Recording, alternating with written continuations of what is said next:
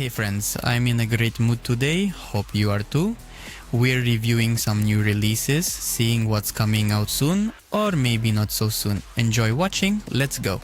And we will start with the long-awaited continuation of the iconic series from Rockstar Games, Grand Theft Auto 6, which should theoretically take us to a revamped Vice City.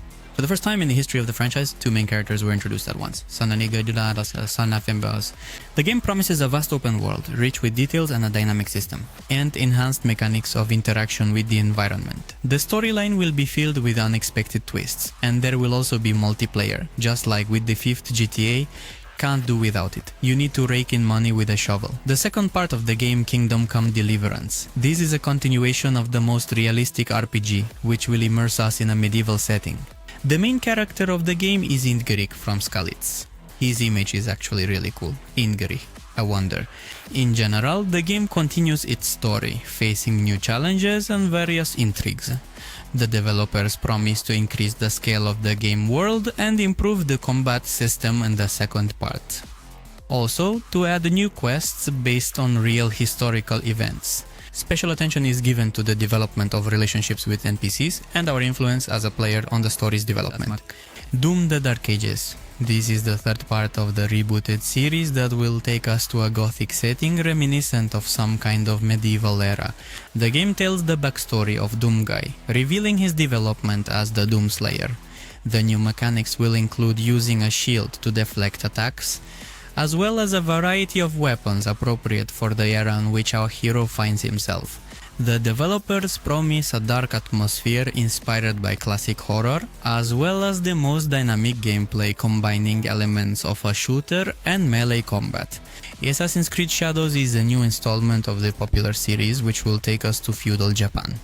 The main character is an assassin with a mysterious past.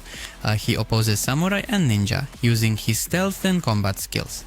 The game will offer us an open world with the ability to explore ancient temples, dense forests, and bustling cities. Special attention will be paid to historical accuracy and cultural features of the era. I think you understand, yes, this joke, just open the internet about historical accuracy. About our hero you see on the screen. What do you think? The new DLC for Starfield is called Beyond the Whale. It will continue the story of the original game, delving into the mysterious theme and unknown civilizations. We will explore new galaxies full of dangers and treasures. The expansion will add a new questline dedicated to the first encounter with alien intelligence. We will also have an improved shipbuilding system, a vast map to explore, and the graphics have been slightly enhanced. It is already impressive with its realism, and there will also be a musical score that will perfectly complement the atmosphere of space adventures. On the screen you see The Witcher 3, because what I'm talking about now, alas, hasn't been released yet, not even a trailer. In short, the game is set to be released on June 20th, 2025. Under the title The Witcher Bloodlines, CD Projekt Red is attempting to return with a prequel to the iconic Witcher. That is, the game will tell us the story of the first Witcher, emphasizing his development and initial trials. There will be an open world, which will also be significantly expanded, including a new location, the Valley of Dragons. The gameplay will be enriched with a complex combat system and improved alchemy. Moreover, the game is said to be over 100 hours long, featuring story missions and side quests full of moral dilemmas and unexpected consequences. We approve of this, we want more of it, please. I don't know about you, but I'm already tired of waiting for the 6th Elder Scrolls.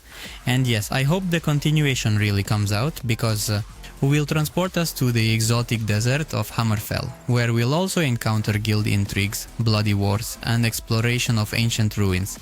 There will also be a new magic system, realistic graphics, but when it will be released, who knows? It's been years in the making with constant announcements and all that, I beg, please. A Crimson Desert is an open-world action RPG. Its action takes place on the continent of Pywell, initially conceived as a prequel to the game Black Desert. The game evolved into an independent project with a unique universe and characters. Here, we will take on the role of Cliff, a mercenary leader striving to survive in a harsh world, also torn by wars and political intrigues. Well, this world of Pywell is rich and diverse landscapes. By the way, the release is already known. It is expected in the second quarter of the year 2025. Again, I guessed. I also found out that at launch, the game will offer about 80 hours of content, depending on the playstyle of course, and the combat system will combine elements of both hack and slash and strategic battles, like using some form of melee and ranged combat and special moves.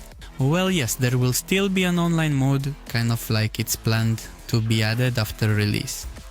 It will resemble GTA Online with an in-game store offering cosmetic items that do not affect gameplay. Chrono Odyssey is probably one of the most ambitious MMORPGs at the moment in general. First of all, it is being created on the Unreal Engine 5, and they are cutting off a huge stream of players for themselves. Fans of WoW and similar games usually don't have powerful computers, as they weren't often needed for MMOs. One of the most demanding at the time was Black Desert, which runs on every basic setup, but not everyone has a computer powerful enough for it. Well, what can be said about Chrono Odyssey, which will be on Unreal Engine 5 with graphics like this? Just imagine. Here we become members of an organization waging war against 12 deities. The game's world will be vast and diverse, offering numerous regions to explore, each with its own history and features. The combat system combines dynamic battles in the style of Terra Online with elements from Dark Souls. Well, sometimes you still need to use your brain. There will be a profession system with 18 different specializations, which I think is quite good, and various dungeons that will be randomly generated. Such things.